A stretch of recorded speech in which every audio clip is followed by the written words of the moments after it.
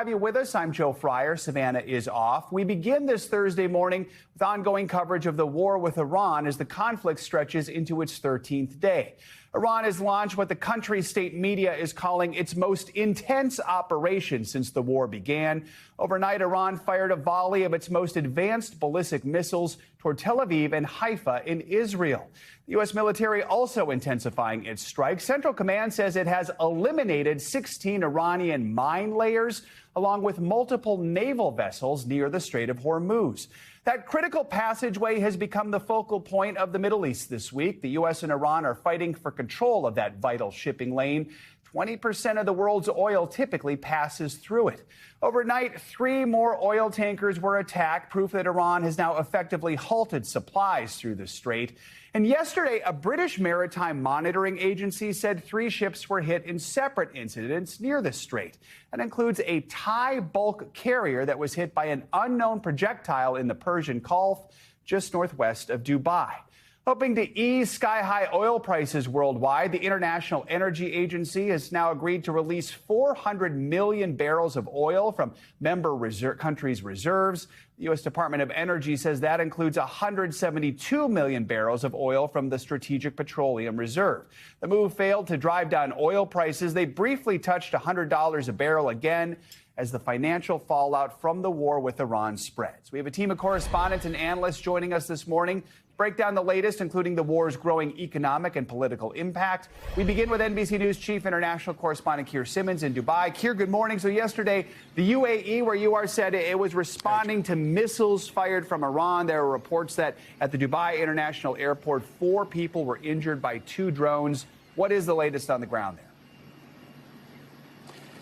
That's right, Joe, and there was damage done to a tower in the DIFC center that you can see behind me here. That shot there, I think, is from the marina. Another tower that was hit, the UAE says, by debris from a drone that was fired on Dubai. We get alerts on our phones overnight to shelter in place when these kinds of attacks are incoming. The UAE has managed to stop most, frankly, of the missiles and drones that are targeted on this city and on this country. But the UAE has suffered 50% of the attacks, and that is having an impact on the psychology of the place, even if mostly there are people wounded, but not many fatalities. The success, if you like, of stopping the attacks is mitigated against the reality of most people who live here didn't expect to be living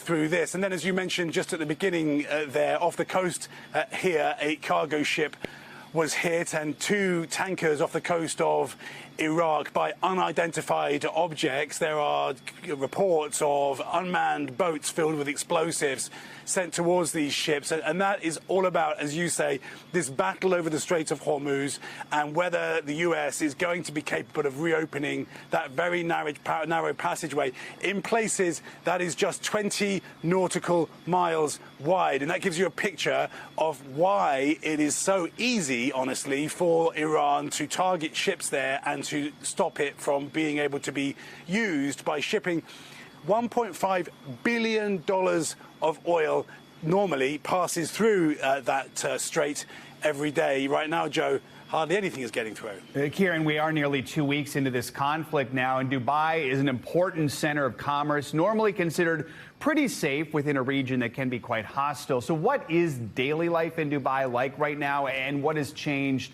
since the initial days of the war?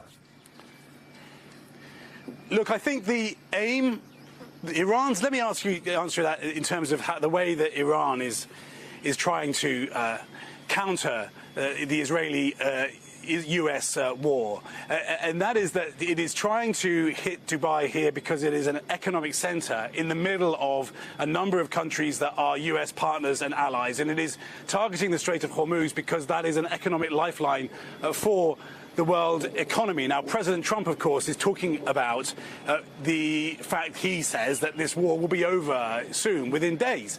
But the difficulty here is that the Middle East looks set to teach him a lesson, which is that it's easier to start a war than to end a war. And what we're hearing from the Iranians is, for example, messages like, we will not stop targeting the Gulf, places like where I am, unless the Gulf agrees to no longer host US bases. Saying things like, we will not stop this war unless the US and Israel agrees to stop, to never attack us again. Now, clearly, President Trump isn't going to be able to agree to that. But then he's going to face a choice between doubling down or having to give up, if you like. He's clearly not going to give up, so he's going to have to double down, and that's going to be more risk for US servicemen and women, unless there can be some kind of a negotiated settlement.